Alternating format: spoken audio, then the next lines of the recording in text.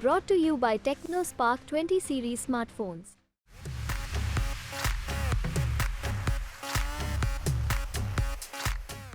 नमस्कार, मैं राजू कुमार झा और देश किसका के वीआईपी सीट पर आज बात करेंगे झारखंड की राजधानी रांची लोकसभा सीट की। रांची झारखंड आंदोलन का केंद्र था, जिसने दक्षिण बिहार, उत्तरी ओडिशा, पश्चिम बंगाल और वर्तमान में छत्तीसगढ़ के पूर्वी क्षेत्र के आदिवासी क्षेत्रों के लिए एक अलग राज्य की मांग की थी। रांची झारखंड के लोकसभा निर्वाचन क्षेत्रों में से एक है और भारतीय क्रिकेट टीम के पूर्व कप्तान महेंद्र सिंह धोनी का गृह नगर भी है। यहां गोंडा हिल और रॉक गार्डन, मछली घर, बिरसा जैविक उद्यान, टैगोर हिल, मैक, इसके अलावा आदिवासी संग्रहालय जैसे प्रमुख पर्यटन स्थल भी।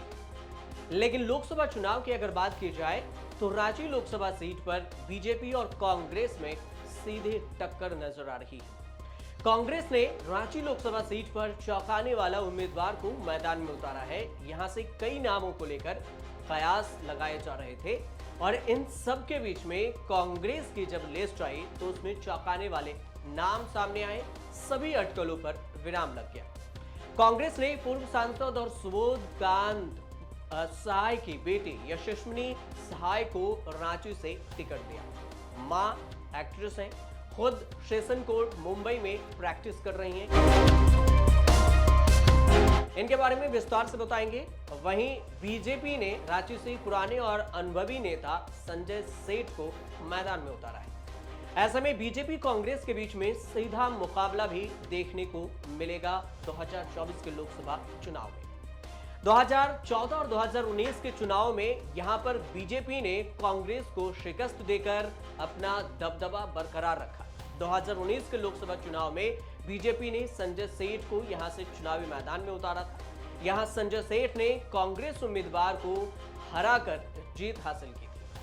2019 लोकसभा चुनाव के परिणाम की अगर बात की जाए कि यहां पर क्या कुछ समीकरण रहा 2019 में, तो संजय सेठ को बीजेपी की तरफ से उम्मीदवार थे और इन्हें लगभग 7,06,828 वोट मिले थे। 57.21% वोट प्रतिशत रहा। कांग्रेस के सुबोध कांत सहाय को 4,23,802 वोट मिले, 34.3% के करीब। निर्दलीय राम टहल चौधरी को 29,597 वोट मिले, 2.4% के करीब। बीएसपी के विद्याधर प्रसाद को 8,798 वोट मिले, 0.78% के करीब। 2014 में 5 उम्मीदवार मैदान में उतरे थे, लेकिन मोदी लहर भी एक बड़ी वजह बनी जो बीजेपी ने यहां से बाजी मार ली। मोदी लहर पर सवार होकर राम टहल चौधरी ने जोरदार वापसी की और सुबोध कांत सहाय को मात दे दी। 2014 लोकसभा चुनाव के परिणाम को अगर देखा जाए कि इस सीट पर कौन जीता, कितने वोटों से जीता, तो बीजेपी के राम टहल चौधरी को यहां पर 4,48,729 वोट मिले, 42.74% वोट प्रतिशत रहा। कांग्रेस के सुबोध कांत सहाय को 2,49,426 वोट मिले, 23.76% वोट प्रतिशत। एजेएसयू को सुदेश कुमार महतो मैदान में थे, 1,42,560 वोट मिले, 13.58% वोट प्रतिशत रहा। इस सीट पर झारखंड राज्य अलग होने के बाद हुए 2004 लोकसभा के चुनाव में बीजेपी के लगातार 4 बार के सांसद राम टहल चौधरी को कांग्रेस के सुबोध कांत सहाय ने शिकस्त दी थी। वहीं 2009 की अगर बात किया जाए तो यहां पर 2009 में भी राम टहल चौधरी को सुबोध कांत सहाय से हार का सामना करना पड़ा था। रांची लोकसभा सीट रांची, हटिया, कांके, ईचागढ़, सिल्ली और खेजड़ी विधानसभा सीटों को मिलाकर बनाया गया। इस लोकसभा सीट पर करीब 20 से 22 लाख आबादी बताई जाती है। हालांकि ये 2011 की जातीय जनगणना के अनुसार से है, अभी इसमें बढ़ोतरी भी हो गई। रांची लोकसभा सीट की जातीय समीकरण की अगर बात की जाए तो 2011 की जातीय जनगणना के अनुसार से यहाँ की साक्षरता बताई गई 64.26% और यहाँ की ग्रामीण आबादी 9,53,549 बताए गए, 47.5% के करीब। 10,53,923 शहरी आबादी है, 52.5% के करीब में। 2019 में कुल वोटर 20,07,472 बताए गए। जाति और आबादी के हिसाब से अगर इस क्षेत्र को देखा जाए तो यहाँ पर आदिवासी और इसके अलावा अनुसूचित जातियों की आबादी कुछ ज्यादा ही है।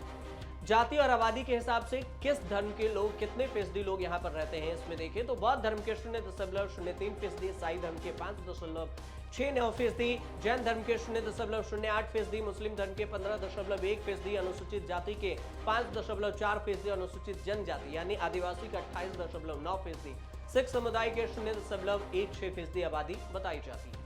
साल 1952 के लोकसभा चुनाव में रांची सीट पर पहली बार कांग्रेस के अब्दुल इब्राहिम जीते थे और वहीं 1957 में यहां पर चुनाव हुआ तो निर्दलीय प्रत्याशी मीनू मसानी ने जीत दर्ज की और इसके बाद 1962, 1967 और 1971 में पीके घोष लगातार 3 बार लोकसभा पहुंचे।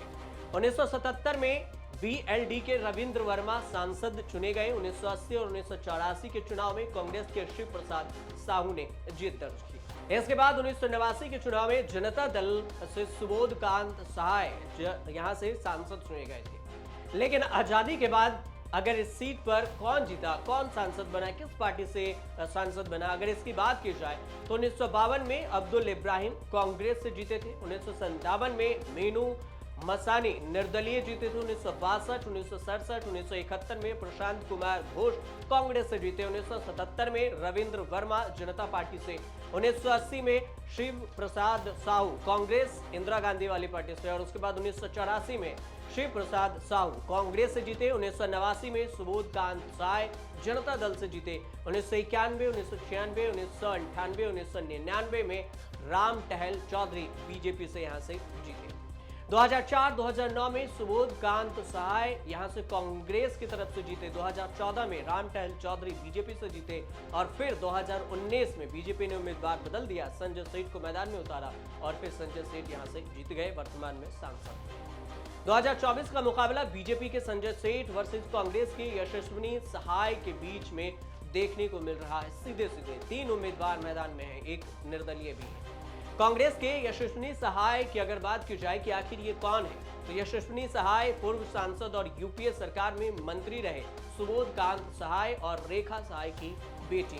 सुबोध कांत सहाय आखिरी बार 2009 में रांची से सांसद बने। इसके बाद से उन्हें रांची से जीत नहीं मिल सकी। अब उन्होंने अपनी बेटी को चुनावी मैदान में उतारा है कांग्रेस की टिकट पर। वहीं यशस्विनी की मां रेखा सहाय अभिनेत्री रह चुकी हैं। यशस्विनी ने लॉ की डिग्री भी ली है और फिलहाल वो मुंबई सेशन कोर्ट में प्रैक्टिस कर रही हैं। इसके अलावा वह कैलाश सत्यार्थी फाउंडेशन से जुड़ी हुई भी। यशस्विनी ने अपने हल्फनामे में भी अपनी संपत्ति के बारे में कुछ जानकारी भी साझा की है। उन्होंने बताया है कि उनके पास 2023 तक 19,46,000 रुपए थे और उनके पास अलग अलग बैंक में पैसे जमा हैं। कितने हैं ये जानकारी नहीं आई। इसके अलावा उन्होंने म्यूचुअल फंड में निवेश से जुड़ी भी जानकारी दी। यशस्विनी ने बताया कि उनके पास कुल 1,51,00,000 रुपए की संपत्ति है। यशस्विनी सहाय वर्तमान सांसद संजय सेठ को टक्कर देंगी, मैदान में उतरी है उन्हें टक्कर देने। रांची से बीजेपी से मौजूदा वो सांसद हैं संजय सेठ और उन्हें बीजेपी ने एक बार फिर से भरोसा जताया है। एक तरफ संजय सेठ बीजेपी के पुराने और मंजे हुए नेता हैं, वहीं यशस्विनी के लिए यह पहला मौका है जब वह चुनावी मैदान में उतरी हैं। ऐसे में इस बार रांची लोकसभा सीट पर मुकाबला काफी दिलचस्प देखने को मिलेगा। लेकिन कौन हारता है, कौन जीतता है, कितने वोटों से हार जीत होती है, कितना कौन किसको टक्कर दे पाता है, ये सब पर से पर्दा उठेगा 4 जून को जब चुनाव परिणाम के रिजल्ट सामने आएंगे। उसके बाद पता चलेगा कि रांची सीट पर कौन जीता, कौन हारा। तब तक आप देखते रहिए न्यूज़।